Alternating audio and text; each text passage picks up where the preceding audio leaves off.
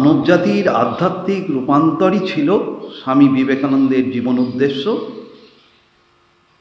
আর এই উদ্দেশ্য সাধনের জন্য তিনি ভারতবর্ষের ঐতিহ্যগত গভীর উদার আধ্যাত্মিকতার সাথে পাশ্চাত্যের উদার সমাজনীতির সমন্বয় চেয়েছিলেন। আচ্ছা, এই সমন্বয়ের প্রকৃতি অর্থাৎ এটা কীরকম সমন্বয় একটু বলবেন? এই সমন্বয়ের বাস্তবায়নের জন্য স্বামীজি কি কোনো নির্দিষ্ট কর্মনীতি বা কর্মপন্থার কথা বলেছেন? উত্তর হচ্ছে যে আধ্যাত্মিক শান্তি, আনন্দ বা পূর্ণতাকে ব্যক্তি জীবনের সর্বোচ্চ উদ্দেশ্য হিসেবে স্থির করে সামাজিক ক্ষেত্রে মানুষের পার্থিব চাহিদাগুলোকে পূরণ করা, এইটা স্বামীজির সমন্বয়ের প্রকৃতি। আধ্যাত্মিকতার সাথে, উদার এবং গভীর ভারতীয় আধ্যাত্মিকতার সাথে পাশ্চাত্যের যে উদার সমাজনীতি, এই দুটো সমন্বিত করা।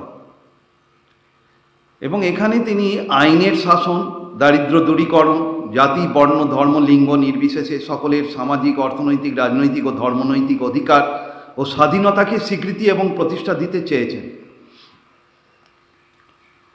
জোর করে কোনো ধর্মনীতিকে কোনো দেশের জনসাধারণের উপর চাপিয়ে দেওয়ার বিরোধী ছিলেন স্বামী। এটা ভারতবর্ষের রীতি। ওই জন্যে রাষ্ট্রধর্ম বলে কোনো ধর্ম আমাদের দেশে ছিল না। আমাদের সেরকমভাবে রাষ্ট্র গড়ে ওঠেনি, কারণ আমাদের আধ্যাত্মিকতাকেই বড় ভাবা হয়।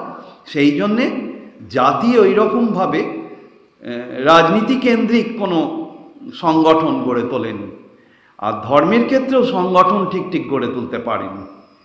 আধ্যাত্মিকতা এত উদার ভারতবর্ষে যে এইটি সম্ভব হয়নি। সকল ধর্মের অন্তর্নিহিত সার্বজনীন আধ্যাত্মিকতা ধর্ম নিরপেক্ষ নীতি হিসাবে সকলের কাছে প্রচারের ব্যবস্থা করতে হবে। আমাদের একটা পার্থক্য ভালো করে বুঝে নিতে হবে। ধর্ম আর আধ্যাত্মিকতার একটা পার্থক্য আছে। কেউ কেউ এ দুটোকে একই মনে করতে পারেন, তাহলে তাকে বলে দিতে হবে যে কী অর্থে তিনি এক মনে করছেন। ধর্ম, স্বামীজি বলছেন যে ধর্মের চারটে দিক আছে, একটা আনুষ্ঠানিক, একটা পৌরাণিক, একটা দার্শনিক এবং একটা উপলব্ধির দিক। ভারতবর্ষ উপলব্ধি আর দার্শনিক দিকটার উপর জোর দিয়েছে। আনুষ্ঠানিক এবং পৌরাণিক আখ্যান এইগুলোর ওপর কম জোর পড়েছে। অন্যান্য ধর্মে আমরা দেখি যে আনুষ্ঠানিক ব্যাপার বা রীতিনীতি এইগুলোর ওপর বেশি জোর দেয় এবং পথটাই যেন বড় হয়ে যায় পথের লক্ষ্যের চেয়ে। কিন্তু ভারতবর্ষে বারবার বলা হয়েছে উদ্দেশ্য যেহেতু আমার ঈশ্বর, আর ঈশ্বর অসীম অনন্ত, তিনি কোনো স্থান কাল গণ্ডিতে আবদ্ধ নন। এবং রামকৃষ্ণদেব বলেছিলেন যত মত তত পথ, কিন্তু মত ঈশ্বর নয়। এই যে কথাটি, এটা রামকৃষ্ণদেব বলেছেন, কিন্তু এটা ভারতবর্ষের চিরন্তন কথা যে একং সৎ বিপ্রা বহুধা বদন্তি। সত্য এক, জ্ঞানীরা তাকে বিভিন্নভাবে বর্ণনা করেন, ব্যাখ্যা করেন। সেই জন্যে মত পথ বড় নয়। আমি কি পদ্ধতিতে আধ্যাত্মিকভাবে অগ্রসর হচ্ছি সেটা জানা বড় নয়, কিন্তু আমার লক্ষ্যটা কি এইটা জানা দরকার, যে আমি সার্বজনীন সেই আধ্যাত্মিক সত্যে পৌঁছতে চাইছি এবং সেইখানে সেই লক্ষ্যের দিক থেকে কোনো বিরোধ আমার অপরের সঙ্গে নেই। বিবেকানন্দ এরকম বলে এসেছেন চিকাগো বক্তৃতায় যে হিন্দুদের কাছে সমগ্র ধর্মজগৎ বিভিন্ন রুচি বিশিষ্ট মানুষের বিভিন্ন অবস্থা এবং পরিস্থিতির মধ্যে দিয়ে সেই এক লক্ষ্যের দিকে অগ্রসর হওয়া ছাড়া আর কিচ্ছু নয়। সেই এক লক্ষ্য হচ্ছে সেই যাকে আমরা ঈশ্বর বলি, বা কেউ পূর্ণতা বলেন, কেউ নির্বাণ বলেন, কেউ মোক্ষ বলেন, কেউ ব্রহ্ম বলেন, যে যা ইচ্ছে বলতে পারেন, কেউ ফাদার ইন হেভেন বলেন। কিন্তু এই লক্ষ্যটাতে আমাদের পৌঁছতে হবে। এখন দ্বিতীয় যে প্রশ্নটি করা হয়েছে, সমন্বয়ের বাস্তবায়নের জন্য স্বামীজি কোনো নির্দিষ্ট কর্মনীতি বা কর্মপন্থার কথা বলেছেন কি না? বলেছেন। সেটি ভালো করে বিবেকানন্দের রচনাবলী যদি কেউ পড়েন দেখতে পাবেন। মাদ্রাজে এই ইংল্যান্ড আমেরিকা ঘুরে যখন তিনি ফিরলেন ভারতবর্ষে 97 খ্রিস্টাব্দে, ফিরে তিনি মাদ্রাজ মানে এখনকার চেন্নাই, সেখানে 4টে বক্তৃতা দিয়েছিলেন। সেই বক্তৃতার একটি হচ্ছে ভারতবর্ষের ভবিষ্যৎ। সেইখানে কি বলেছেন আমি পড়ে শোনাচ্ছি একদম স্বামীজির বক্তৃতা থেকে। কিভাবে আমাদের কাজ করিতে হইবে, আমাদিগকে একটি মন্দির নির্মাণ করিতে হইবে, কারণ হিন্দুগণ সকল কাজেরই প্রথমে ধর্মকে লইয়া থাকে। তোমরা বলিতে পারো, ওই মন্দিরে কোন দেবতার পূজা হইবে?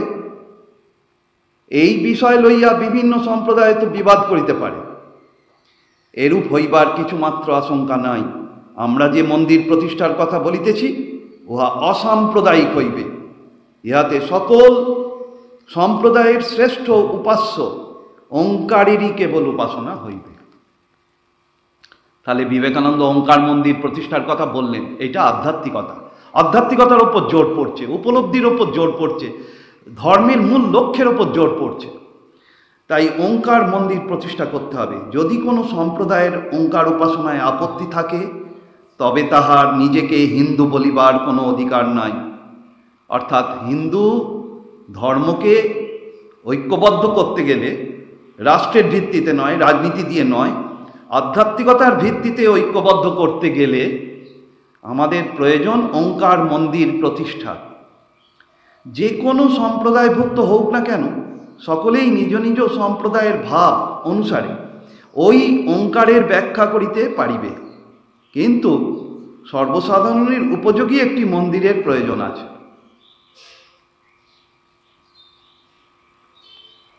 আর এই মন্দিরে কি আলোচনা হবে?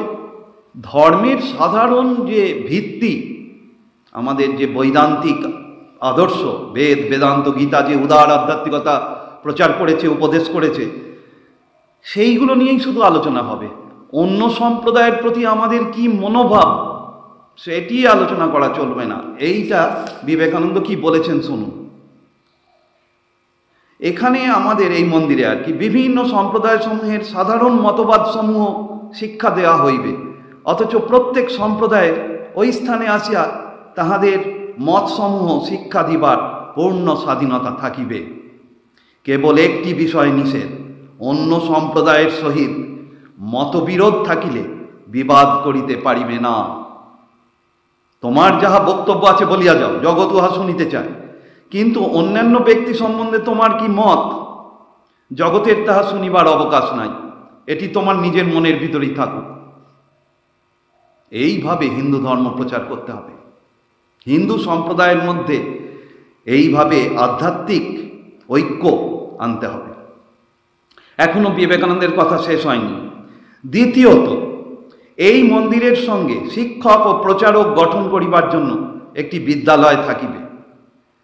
যে কিভাবে আমরা ধর্ম প্রচার করব, আমাদের মতে দীক্ষা নাও, আমাদের মতে চলো, তাহলে তোমার মুক্তি হবে, অন্য পথে হবে না, এই ধরনের কথা বলা চলবে না। তাহলে সার্বজনীন আধ্যাত্মিক যে আদর্শ, যেটা বেদ বেদান্ত থেকে আমাদের এখনো এই কাল অবধি রামকৃষ্ণদেবকে ধরে আরও উদারভাবে প্রচারিত হয়েছে, তা সেই মর্মে কি করে শিক্ষক এবং প্রচারক গঠন করতে হয়, সেইটা আমাদের চেষ্টা করতে হবে। এখান হইতে যে সকল আচার্য শিক্ষিত হইবেন, তাহারা সর্বসাধারণকে ধর্ম এবং অপরাবিদ্যা শিক্ষা দিবেন। অপরাবিদ্যা মানে যেগুলো আমাদের জীবন ধারণের জন্য প্রয়োজন, খাওয়া পড়া, বেঁচে থাকার জন্যে আমাদের যে অর্থনৈতিক যে বিদ্যা, সেই বিদ্যা আমাদের শিক্ষা করতে হবে। সেইটা এইসব আচার্যরাই করবেন। আমরা এখন যেমন দাঁড়ে দাঁড়ে ধর্ম প্রচার করিতেছি, তাহাদিগকেও সেইরূপ ধর্ম ও বিদ্যা উভয়ই প্রচার করিতে হইবে। আর ইহা অতি সহজেই হইতে পারে।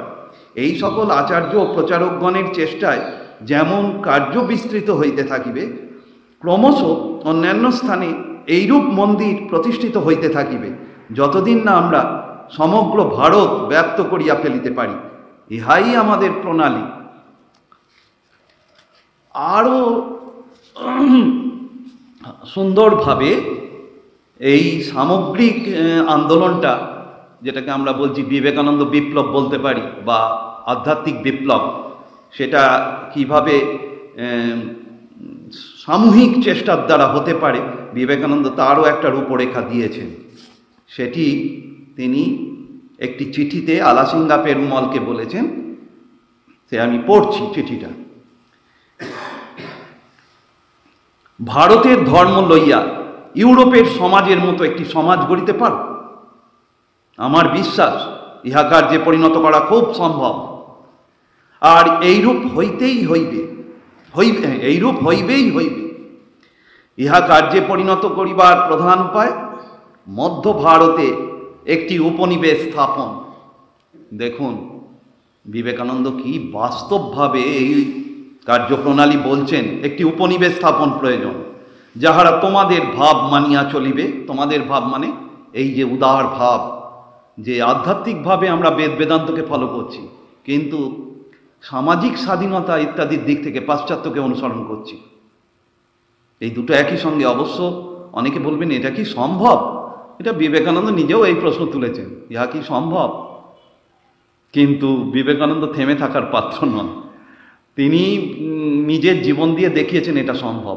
পাশ্চাত্যে তিনি যেভাবে মেলামেশা করেছেন মানুষের সঙ্গে, নরনারীর সঙ্গে, তাতে তো তাকে পাশ্চাত্যের লোকই মনে হয়।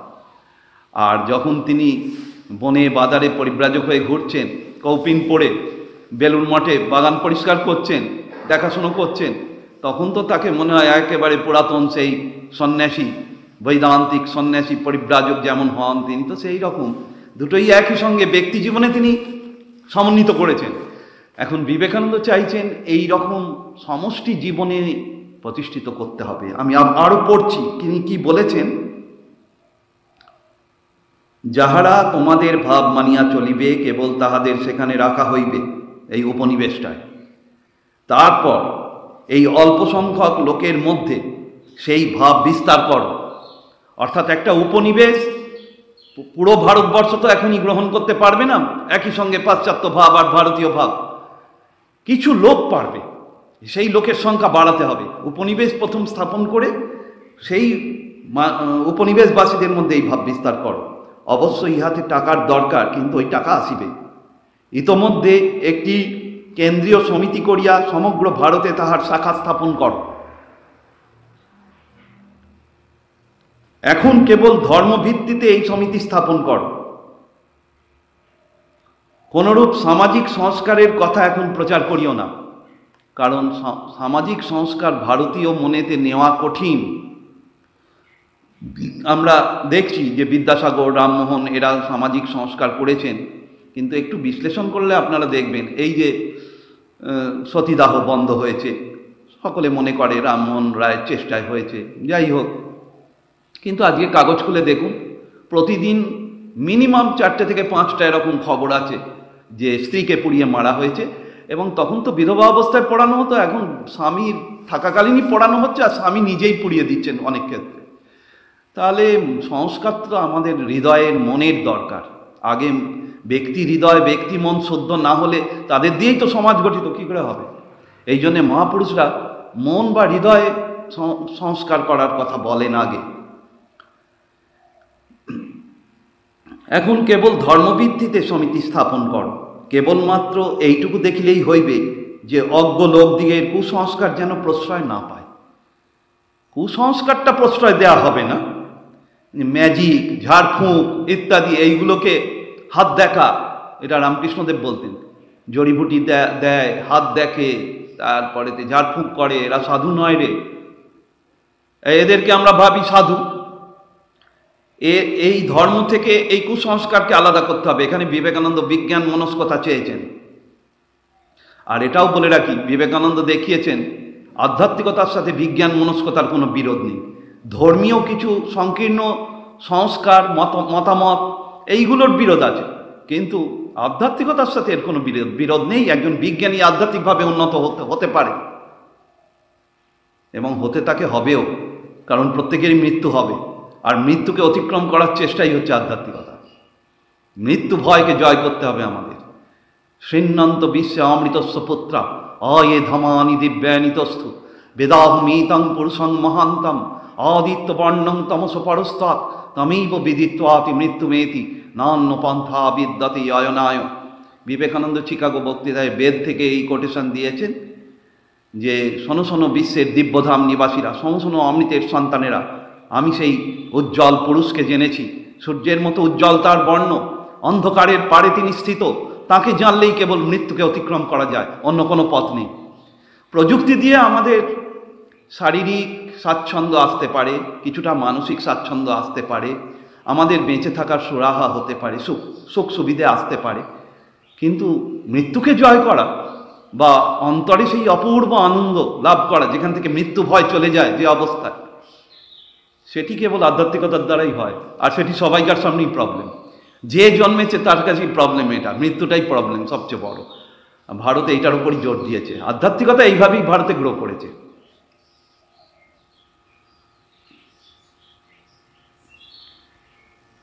শঙ্করাচার্য, রামানুজাচার্য, শ্রীচৈতন্য প্রমুখ প্রাচীন নামের মধ্য দিয়া এই সমস্ত সার্বজনীন সত্য প্রচারিত হইলে লোকে সহজে গ্রহণ করে। এই আমরা কার ভাবে চলব, বিবেকানন্দ বলেছিলেন পূর্ব আচার্যদের আমি অনুসরণ করছি। এক্ষেত্রে তিনি নিবেদিতার বিরোধিতাও করেছেন। নিবেদিতা একবার বলেছিলেন political freedom must come first. Swamiji বলেছিলেন ওটা তোমার ভাব, তুমি পাশ্চাত্যের মহিলা, তোমার ওটা স্বাধীনতা আছে বলার, কিন্তু আমি পূর্ব আচার্যদের অনুসরণ করছি। অর্থাৎ পূর্ব আচার্য বলতে উল্লেখ করে দিয়েছেন রামচন্দ্র, শ্রীকৃষ্ণ, বুদ্ধদেব, শঙ্করাচার্য, রামানুজাচার্য, কবির, নানক, চৈতন্য, এদের মধ্যে দিয়ে প্রচারিত হবে। এরাই ঠিক সমাজ সংস্কারক। প্রতি সপ্তাহে এক বা ততোধিকবার সমিতির অধিবেশন হোক। এই যে সমিতি স্থাপন করতে হবে, এই বিরাট আন্দোলনটা করার জন্যে একটা প্রতিষ্ঠান বা সমিতি গড়ে তুলতে হবে। যদিও আন্দোলনটাই বড়, কিন্তু আন্দোলনটাকে নিয়ন্ত্রণ করার জন্যে একটা অবশ্যই প্রতিষ্ঠান বা সমিতি দরকার। নিজের ভিতর উৎসাহাগ্নি প্রজ্বলিত করো আর চারদিকে বিস্তার করিতে থাকো। উঠিয়া পড়িয়া লাগো, নেতৃত্ব করিবার সময় সেবক ভাবাপন্ন হও, নিঃস্বার্থ হও। আর একজন গোপনে অপরের নিন্দা করিতেছে তাহা শুনিও না, অনন্ত ধৈর্য ধরিয়া থাকো, সিদ্ধি তোমার করতলে।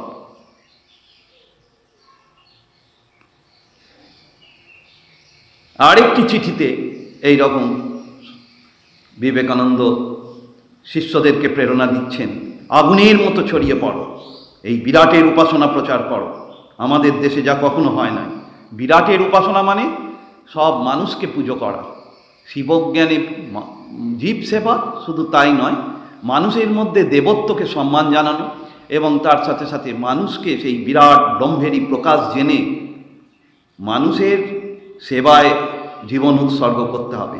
লোকের সঙ্গে ঝগড়া করা নয়, সকলের সঙ্গে মিশতে হবে, আইডিয়া ছড়াও, গায়ে গায়ে যাও, ঘরে ঘরে যাও, তবে তো যথার্থ কর্ম হবে। নইলে চিত হয়ে পড়ে থাকা আর মধ্যে মধ্যে ঘণ্টা নাড়া কেবল রোগ বিশেষ। আমাদের দেশে ঘণ্টা নাড়ার অনেক আশ্রম আছে, অনেক মঠ আছে। ঘণ্টা নাড়তে বিবেকানন্দ যে বারণ করছেন তা নয়, কিন্তু এখানে যেটা বলতে চাইছেন স্পিরিটটা বুঝতে হবে যে আমাদের এখন জনসাধারণের যে অবস্থা, তাতে পার্থিব কল্যাণ অবশ্য দরকার, যথার্থ আধ্যাত্মিক দিকে উন্নত মানুষ খুব কম আছে। আর ওই কয়েকজন উন্নত মানুষের জন্য সব নিয়ম কানুন হবে, আর বাকি সব সামাজিকভাবে যারা এখনও অনেক দায়িত্ব পালন করছেন, অনেক যাদের বাসনা আছে, তাদের সামনে আমরা যদি গিয়ে বলি এই জগৎ মিথ্যা, এটা চলবে না, এই সমস্ত ছাড়ো, এটা বলা চলবে না। বলতে হবে চরম লক্ষ্য যদিও আমাদের ব্রহ্ম বা ঈশ্বর, কিন্তু আমরা এখন যে স্তরে আছি সেখান থেকে আমাদের নিজেদের পার্থিব কল্যাণ ঘটাতে হবে অপরাবিদ্যার সাহায্যে। এর জন্য ইউরোপের শিক্ষা নিতে বলেছেন, ইউরোপের কারিগরি শিক্ষা, বাস্তুবিদ্যা, এগুলো নাম করেছেন, ইঞ্জিনিয়ারিং, এইগুলো আমাদের শিখতে হবে। শিখে জনসাধারণের ঐহিক কল্যাণ আগে ঘটাতে হবে, তারপরে তাদেরকে শোনাতে হবে যে মূল লক্ষ্য কিন্তু আমাদের মোক্ষ লাভ বা পূর্ণতা লাভ। এইভাবে বিবেকানন্দ চেয়েছেন এক বিরাট বিপ্লব। আরও একটু শোনাই, যেহেতু এই প্রশ্নটার উত্তর বিরাট ব্যাপক, মানে বিবেকানন্দ কিভাবে বাস্তবায়িত করতে চেয়েছেন আরও একটু শুনুন। মেয়ে মদ্য দুই চাই, আত্মাতে মেয়ে পুরুষের ভেদ নাই। তাকে অবতার বললেই হয় না, শক্তির বিকাশ চাই।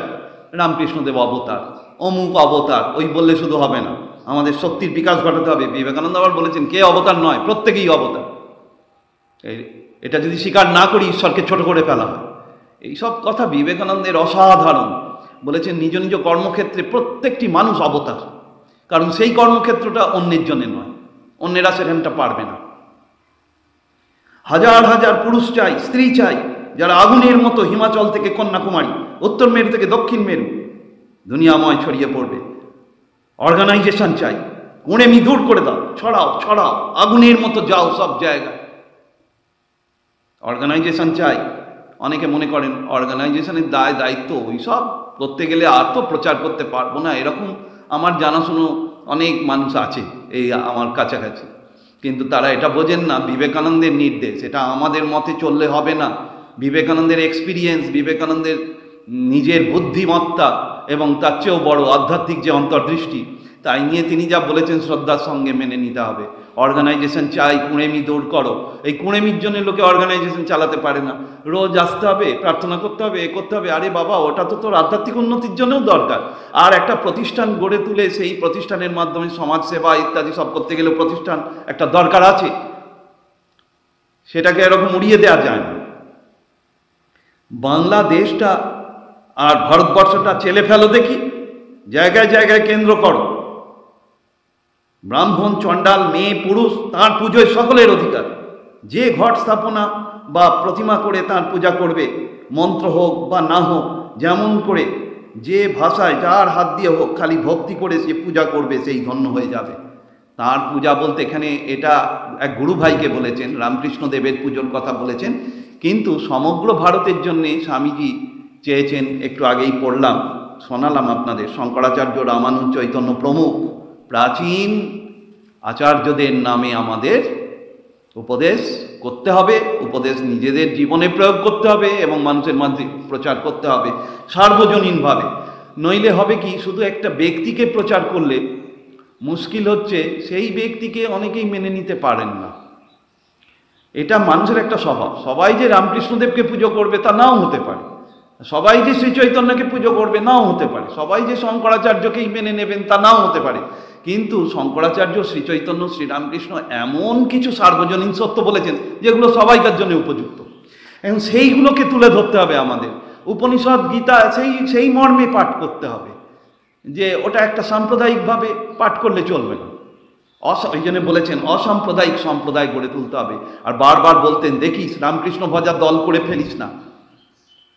ইদানিং দেখা যাচ্ছে এরকম টেন্ডেন্সি, একটা রামকৃষ্ণ ভজা দল হয়ে উঠছে। যদিও অনেকে বলবেন যে রামকৃষ্ণদেবের মধ্যেই আমরা সমস্ত ধর্মকে পাচ্ছি, তিনি সব সাধনা করেছেন, সেটা ঠিক। কিন্তু যারা সেটা জানেন না, বা যারা ওই রামকৃষ্ণদেব নয় শ্রীচৈতন্যকে ভক্তি করেন, শ্রদ্ধা করেন, তারা শ্রীচৈতন্যকে ধরেই এগোতে চান, তাদেরকে আমরা বলতে পারি না যে শ্রীচৈতন্যের নাম ছেড়ে তোমরা রামকৃষ্ণের নাম নাও। ওই জন্য বিবেকানন্দ এক জায়গায় বলেছেন যে তার নাম ডুবে যাক, রামকৃষ্ণের নাম ডুবে যাক, তার শিক্ষা ফলবতী হোক। তিনি নামের কাঙাল ছিলেন না। আবার এই কথাও বলেছেন, যদি এই জাতি উঠিতে চায় তবে এই নামে সকলকে মাতিতে হইবে। এই নামে বলতে আমরা তাহলে বুঝবো এই দুটো যে পরস্পর বিরোধী স্টেটমেন্ট, এই দুটোকে রেকনসাইল করলে দাঁড়াচ্ছে এই যে রামকৃষ্ণদেবের ভাব, যেটা উপনিষদ গীতারই ভাব, হে যথা মাং প্রপদ্যন্তে তাং তথৈব ভজাম্যহম। এ তো বিবেকানন্দই বলে এসেছেন চিকাগো বক্তৃতায়, যে যেভাবে আমার কাছে আসুক না কেন, শ্রীকৃষ্ণ বলেছেন, তাকে সেইভাবেই আমি অনুগ্রহ করি। এই যে উদার ভাব, সেটাই রামকৃষ্ণদেবের মধ্যে প্রকাশিত হয়েছে। এবং জাতিকে এগোতে গেলে এই ভাবটাকে অবলম্বন করতে হবে। সেটা যদি কেউ কৃষ্ণ বলেছেন বলেন, সেটা তো অসুবিধার কিছু নেই, কিন্তু এই ভাবটা, এই শিক্ষাটা প্রচার করতে হবে। এই আজকে আমাদের বক্তব্য।